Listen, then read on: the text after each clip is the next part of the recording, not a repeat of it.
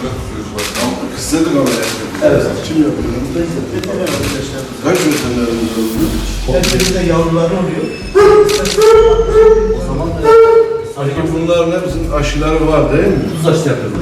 Kuduz aşısı. İşte yapıyoruz başkanım ameliyat sonra. Peki bunlar ameliyattan sonra sokağa bırakıyor mu? Bırakacağız. Peki Kavren aldığımız yere bakmamız gerekir. Kavren. Ben başkanım burada ameliyat yani aynı anda 3 masada veteriner arkadaşlarımız yapıyor. 3 masa dediğin ne ki masa? Ameliyat malzemelerimiz. İhtiyaç var. Kullanıyoruz. Bunlara narkoz veriyor. Tamam, gayet iyi. Anestezi almıyor. Bunlar ameliyat kullanmaz mı? Tamam, ameliyat. Birkaç teker diye başladık başkanım. Bunlar ameliyat. Burada büyük hayvanlar, yavruları,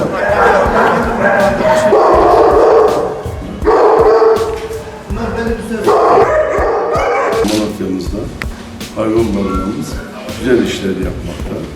1433 hayvanın aşılanması, 1400'ün üzerindeki bir hayvanın da kısırlaştırılarak rehabilite ettiğini görüyoruz. Diğer taraftan kedi, köpek, sözüm ona büyük hayvanlardan eşek, katır ve at gibi hayvanların da yine de rehabilitasyona tabi tutulduğunu görüyoruz. Temizliğiyle, tertibiyle, düzeniyle, hijyeniyle, hayvanların bakımıyla ve hayvanlarla ilgili uygulanan rehabilitasyonla ilgili çalışmaları yakından görüyoruz. Bölgemizde hakikaten örnek olan bu hayvan barınağının işletilmesi noktasında ve işletilmesinin sürdürülebilirlik noktasında da önemli mesafe kat edilmiş.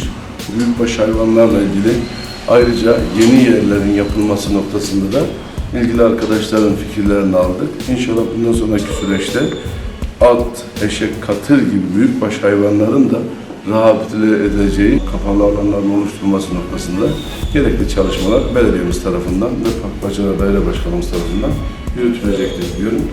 Bu çalışmaları yapan arkadaşlarına teşekkür ederim.